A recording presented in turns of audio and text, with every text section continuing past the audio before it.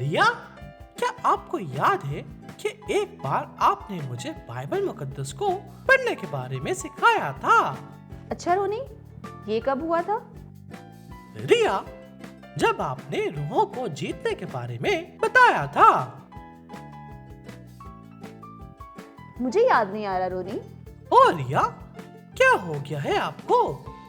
बिल्कुल मेरे जैसे बातें कर रही हैं। जी रोनी, क्योंकि खरबूजे को देख के खरबूजा रंग बदलता है। अच्छा, और क्या कहा था मैंने वैसे?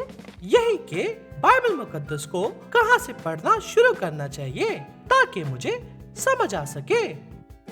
अच्छा रोनी, ऐसा भी कहा था मैंने? रिया, अब मुझे शक हो रहा है कि आपको सब याद है, आप बस मुझे तंग कर रही हैं।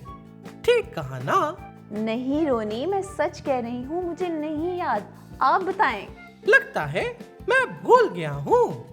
क्या रोनी, आप ऐसा कैसे कर सकते हैं? आप हमेशा काम की बात भूल जाते हैं।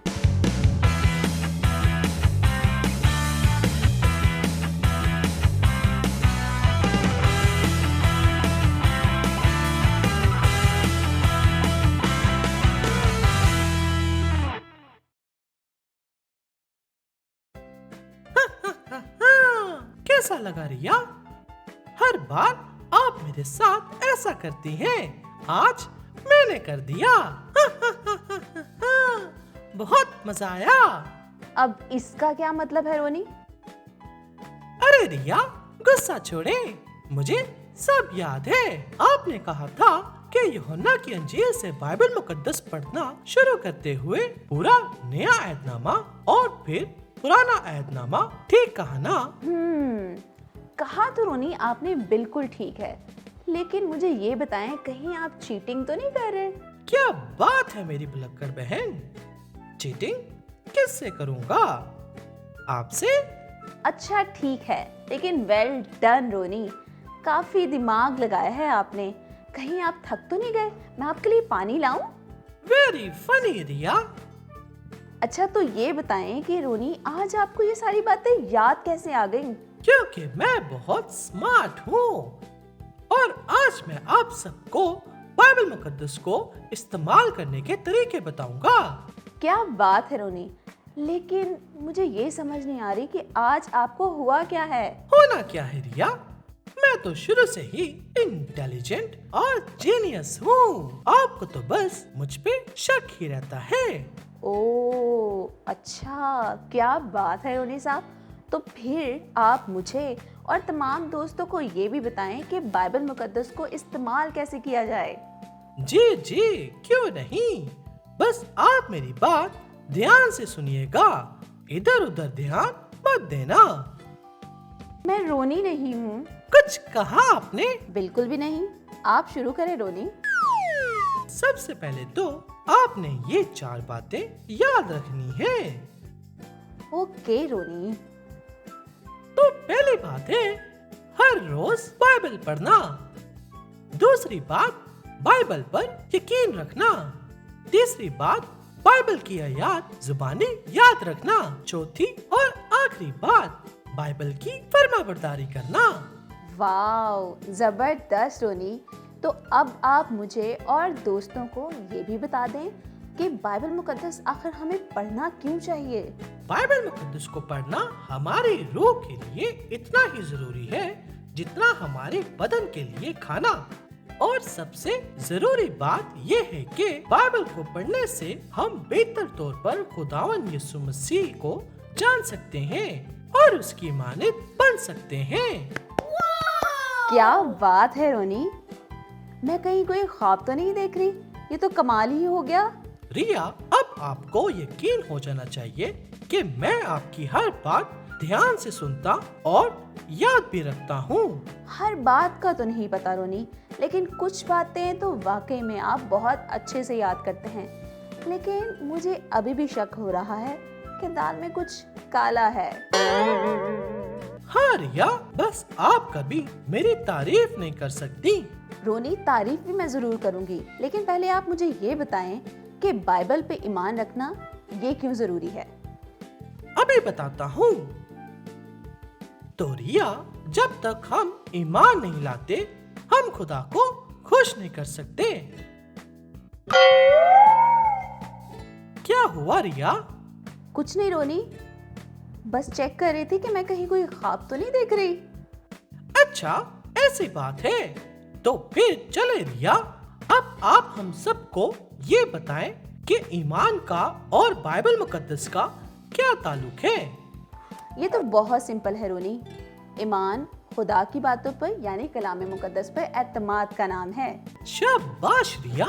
और तीसरा पॉइंट के बाइबल मुकद्दस की आयत को जुबानी याद करना, ये इसलिए जरूरी है क्योंकि बाइबल मुकद्दस रूह की तलवार है। इसका मतलब है कि ये शैतान के खिलाफ हमारे पास हथियार है। जब भी शैतान यीशु मसीह को आजमाने आया तो यीशु ने हर बार ये कहकर जवाब दिया कि लिखा है, और कलाम का हवाला दिया और शैतान भाग गया। ये, और अगर हम किसी से कोई बात कहें तो वो हमसे ये कह सकता है कि ये आपका नजरिया है, और आप कौन होते हैं हमसे ये कहने वाले कि मुझे क्या करना चाहिए। लेकिन अगर आप बाइबल मुकद्दस का हवाला देकर कहें तो आपकी बात में ताकत होगी, क्योंकि ये खुदा के अल्फाज हैं। क्या बात है रिया, आखिर रोनी के साथ रहकर काफी समझदार हो गई हैं आप। हाँ रोनी, लेकिन अफसोस की बात तो ये है कि आप मेरे साथ रह के अभी भी समझदार नहीं हुए। रिया, अच्छा, अभी चौथा पॉइंट बाकी है। अब आप मुझे ये बताएं कि बाइबल की फर्माबरदारी, इसका क्या मतलब है? रिया, बाइबल मुकद्दस में अहकाम हैं जिन पर अमल करना है। खुदावन चाहता है कि हम उसी की फर्माबरदारी करें ताकि आसमान की बादशाही में दाखिल हो सके। तो दोस्तों, जब खुदा अपने कलाम के जरिए से आपसे कुछ करने का कहे तो वो आपको फौरन करना चाहिए। खुदा उनको बरकत देता है जो उसके हुक्म पर अमल करते हैं। रोनी, अक्सर लोग ये कहते हैं कि खुदा उनसे बात नहीं करता और वो खुदा की आवाज़ को सुनना चाहते हैं, लेकिन वो कभी भी बाइबल मुकद्दस को नहीं पढ़ते। तो दोस्तों, अगर आप भी जीनियस रोनी की तरह ऐसा सोचते हैं और खुदा की आवाज सुनना चाहते हैं कि खुदा आपसे क्या कहता है, तो फिर बाइबल मुकद्दस को रोजाना पढ़ें और खामोशी में ध्यानो ज्ञान करते हुए खुदा के साथ वक्त गुजारें। आप जरूर खुदा की आवाज सुन पाएंगे। वैसे रोनी, आज मानना पड़ेगा कि आपकी वजह से मैंने और हमारे दोस्तों ने बाइबल मुकद्दस को पढ़ने का तरीका सीखा है। ये अलग बात है कि आपने सब कुछ मुतलाशी में से देख के बताया है। ओह नो रिया, ये तो चीटिंग है। आपको हर बार कैसे पता चल जाता है? मैं नाराज हूँ आपसे, बहुत ज्यादा। अरे रोनी। हेलो फ्रेंड्स, कैसे हैं आप सब?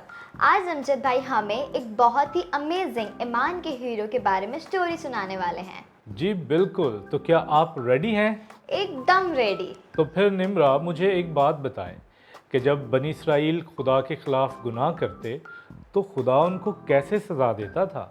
अमजद भाई, आपने बताया था। हाँ, याद आया।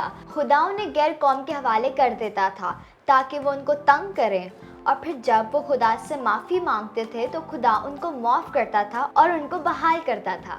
Very good Nimra.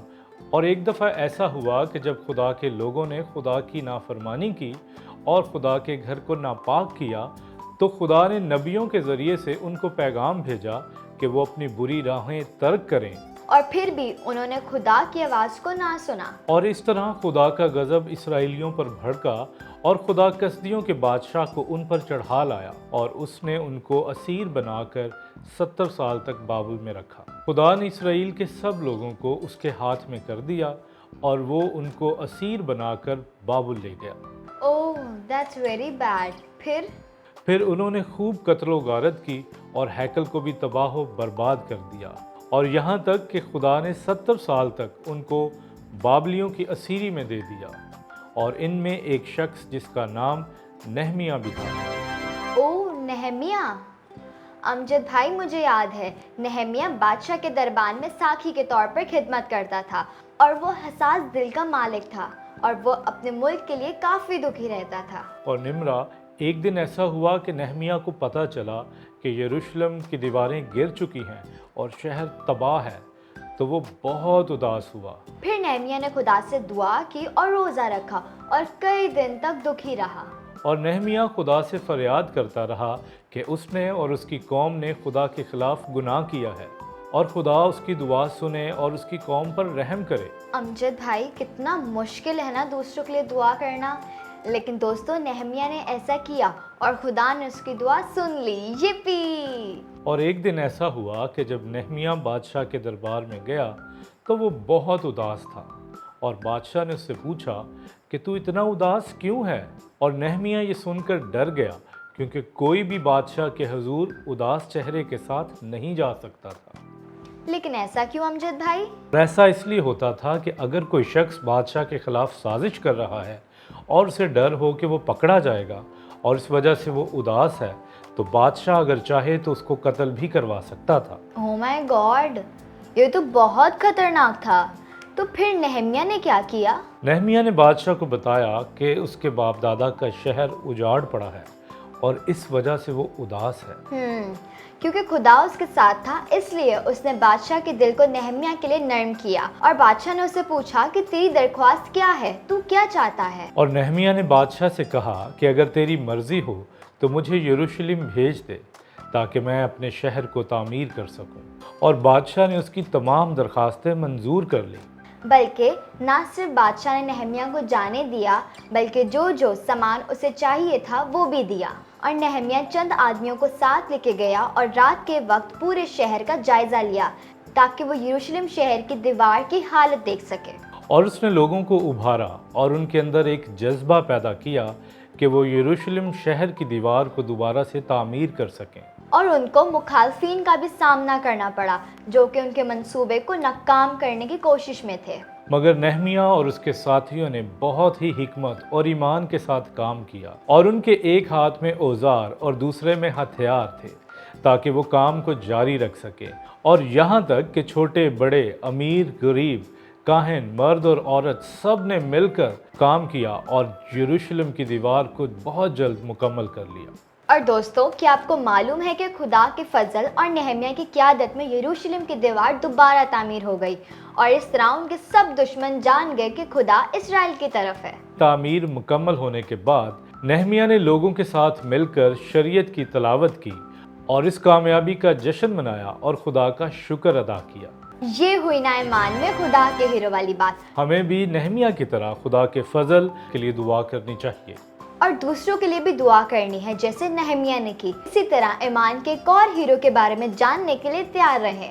پھر ملیں گے نیکسٹ ایپیسوڈ میں، and don't forget to like, share and subscribe امید کڈس ٹی وی۔ بائے۔